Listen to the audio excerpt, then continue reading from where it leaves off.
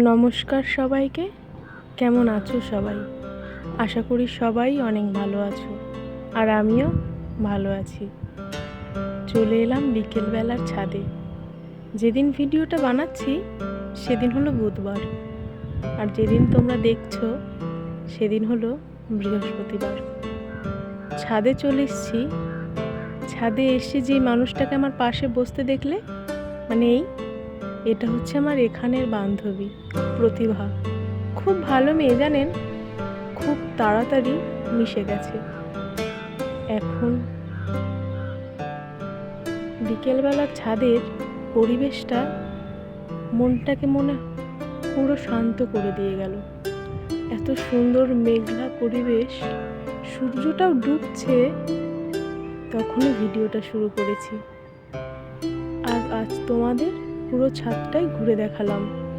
ছাদটাতে অনেক ভাঙা চেয়ার আছে, জানেন।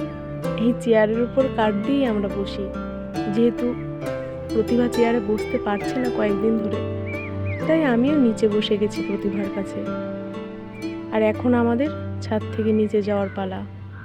ছাদ থেকে নিচে যাওয়ার পাশেই দেখো, এইটা কি গাছ বলো তো? এটা আমলকি গাছ।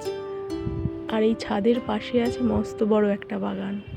সেখানে আম, লিচু, আমলকি, নানান ধরনের গাছ আছে। তো আমি ঘরে চলে এসেছি। ঘরে এসে তোমাদের সাথে কিছু কথা শেয়ার করেছিলাম।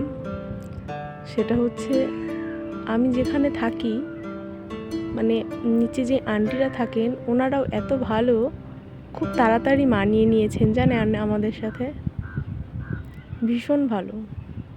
তো এখন তোমাদের সাথে কথা বলতে বলতে কারেন্ট চলে গেল। সেটাই বলছিলাম, দেখো কারেন্ট চলে গেছে, গরমে বসে আছি। আর কি করা যাবে বলো, কারেন্ট এখানে জানেন প্রতিদিনই কারেন্ট যায় সন্ধ্যার দিকে, প্রত্যেক দিন, একদিনও বন্ধ নেই, জানি না কেন। তবে সবাই বলছে এবার নাকি একটু বেশি কারেন্ট যাচ্ছে। ঠিক আছে, মানিয়ে নিতে হবে। তো আবার কারেন্ট চলে এলাম নতুন করে আবার একটা ক্লিপ নিয়ে। এখন কোথায় যাব জানেন? এখন যাব নিচে আন্টির ওখানে। আমরা প্রত্যেক দিন দুধ রাখি, আন্টিদের নিজেদের গরু। তো এখন নিচে চলেও এসেছি। এখন আন্টিকে ডাকছি দুধ নেওয়ার জন্য, আর এটাতে করে দুধ নিই।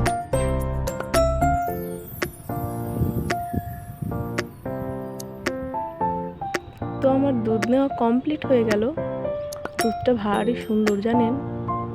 এখন দুধ নেওয়া কমপ্লিট হলো, ঘরেও চলে এলাম, এসে রাখলাম দুধটা। দেখুন, আপনাদের সাথে কথা বলতে বলতে প্রতিভাও চলে এলো উপরে। তো এখন চলে গেছি রান্নাঘরে রান্না করতে। কি রান্না করব জানি না। প্রতিভা বলছে ইতনা ধীরে ধীরে শোনাতা। আর রুটি বানানো আমার হয়ে গেছে, আসলে এটা পরের ক্লিপ। তো আজকের ভিডিওটা এই পর্যন্তই। সবাই ভালো থাকবেন, সুস্থ থাকবেন, সাবধানে থাকবেন। টাটা।